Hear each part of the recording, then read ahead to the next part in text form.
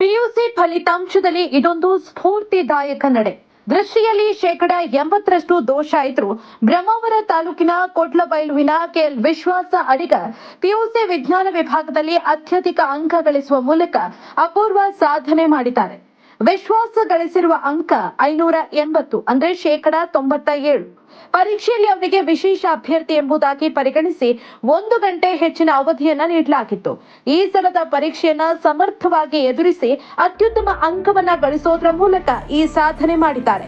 ವಿಶ್ವಾಸ ಅಡಿಗ ಕೊಟ್ಲಬೈಲು ಶ್ರೀ ಮಹಲಿಂಗೇಶ್ವರ ದೇವಸ್ಥಾನದ ಅರ್ಚಕ ಲಕ್ಷ್ಮೀಶ ಅಡಿಗ ಮತ್ತು ಸಂಗೀತ ಅಡಿಗ ಅವರ ಪುತ್ರ. ಕೋಟ ವಿವೇಕ ಪದವಿ ಪೂರ್ವ ಕಾಲೇಜಿನ ಪಿಯುಸಿ ವಿಜ್ಞಾನ ವಿಭಾಗದ ವಿದ್ಯಾರ್ಥಿ. ವಿಶ್ವಾಸ್ ಐಎಎಸ್ ಓದುವ ಆಸೆ ಇಟ್ಕೊಂಡಿದ್ದು ಪಬ್ಲಿಕ್ ನೆಕ್ಸ್ಟ್ ಶುಭ ಹಾರೈಸುತ್ತದೆ. ನಿಮ್ಗೆ ಎಷ್ಟು ಮಾರ್ಕ್ ಸರ್ ಬಂದಿದ್ದು? 580 ಅಲ್ವಾ? ಸೈನ್ಸ್? ಹೌದು. ಓಕೆ, ಇನ್ನು ಮುಂದೆ ಏನ್ ಮಾಡ್ಬೇಕು ಅಂತ ಇದ್ದೀರಿ ನೀವು?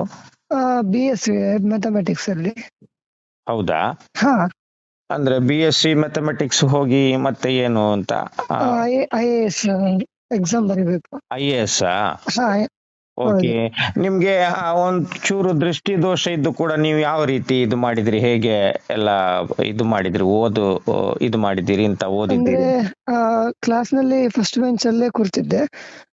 ಕೆಲವು ಕಾನ್ಸೆಪ್ಟ್ ಅರ್ಥ ಆಗದಿದ್ದೆಲ್ಲ ಸ್ವಲ್ಪ ಯೂಟ್ಯೂಬ್ ರೆಫರ್ ಮಾಡ್ತಿದ್ದೆ.